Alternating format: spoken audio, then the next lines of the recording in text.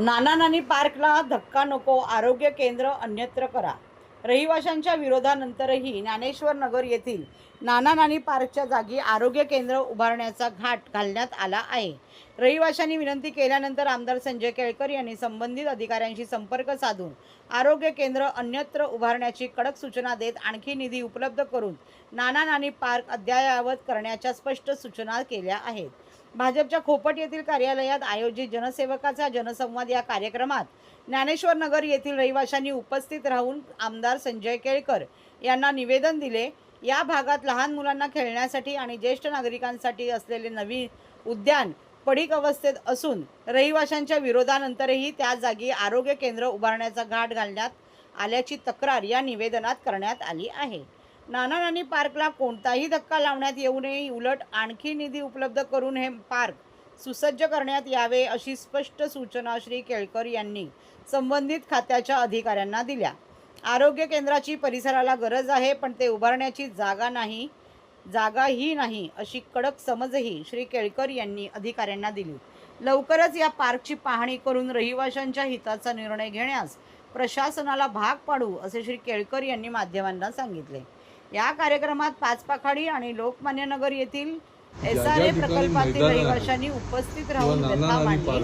या दोन्ही योजना सुरू असून उच्चाधिकार कमिटी मार्फत या योजनांना अद्याप ना हरकत प्रमाणपत्र देण्यात आलेले नाही. त्यामुळे रहिवासी हक्कांच्या घरांपासून वंचित राहिले आहेत.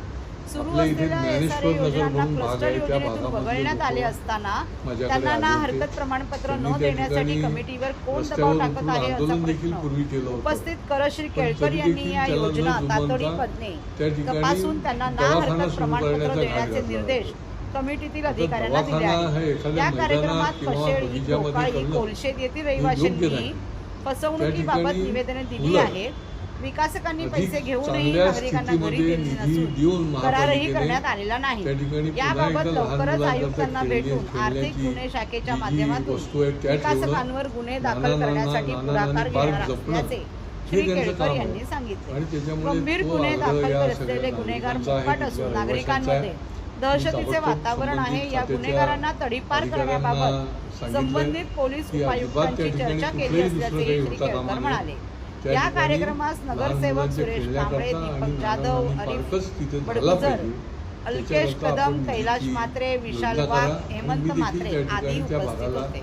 भेट देणार दवाखाना झाला पाहिजे. ज्या ठिकाणी मैदानं आहेत किंवा नाना नानी पार्क आहे किंवा लहान मुलांच्या करता खेळणी ठेवलेली अशा जागा आहेत, त्या जागेचा निरनिराळ्या दुसऱ्या कामाकरता वापर सुरू होण्याचा प्रयत्न सुरू झालेला आहे.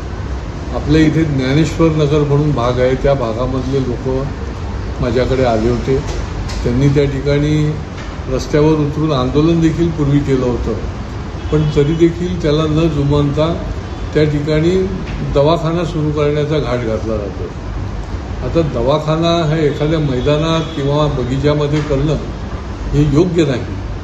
त्या ठिकाणी उलट अधिक चांगल्या स्थितीमध्ये निधी देऊन महापालिकेने त्या ठिकाणी पुन्हा एकदा लहान मुलांकरता खेळण्याची जी वस्तू आहे त्या ठेवणं, नाना नानी पार्क जपणं हे त्यांचं काम आहे. आणि त्याच्यामुळे तो आग्रह या सगळ्या नागरिकांचा आहे, तिथल्या रहिवाशांचा आहे. मी ताबडतोब संबंधित खात्याच्या अधिकाऱ्यांना सांगितलं आहे की अजिबात त्या ठिकाणी कुठलंही दुसरं काही होता कामा नये. त्या ठिकाणी लहान मुलांच्या खेळण्याकरता आणि नाना नानी पार्कच तिथे झाला पाहिजे, त्याच्याकरता आपण निधीची योजना करा. आणि मी देखील त्या ठिकाणी त्या भागाला भेट देणार आहे. दवाखाना झाला पाहिजे, परंतु त्याची जागा ही नाही, अन्य ठिकाणी ती जागा आपल्याला उपलब्ध होऊ शकते, त्या ठिकाणी ती झाली पाहिजे. आज SRAचे प्रकल्प जे आहेत त्याच्यामध्ये काही प्रोसेसमध्ये जे गेलेले प्रकल्प आहेत त्यांना क्लस्टरमध्ये अडकवलं होतं आणि हे जवळजवळ 2 वर्षापासून सुरू आहे. आणि क्लस्टरमध्ये जे SRAमध्ये जे ऑन प्रोसेस प्रकल्प आहेत त्यांना हाय पॉवर कमिटीची परवानगी घ्यायला लागते. आता या हाय पॉवर कमिटीमध्ये इतकी दिरंगाई चालू आहे की आज माझ्याकडे 2 SRA प्रकल्पाचे लोक आले होते, एक पाचपाखाडी भागातला, एक लोकमान्य नगरमधले, आणि त्यांना हाय पॉवर कमिटीने अजून NOC दिली नाही. त्याच्यामुळे त्यांचं एसआरएचं काम जे आहे ते रखडलेलं आहे. आता कोण माणूस त्यांना अडवणूक करतोय, हाय पॉवर कमिटीवर कोणाचा दबाव आहे, हे संशोधनाचा विषय आहे.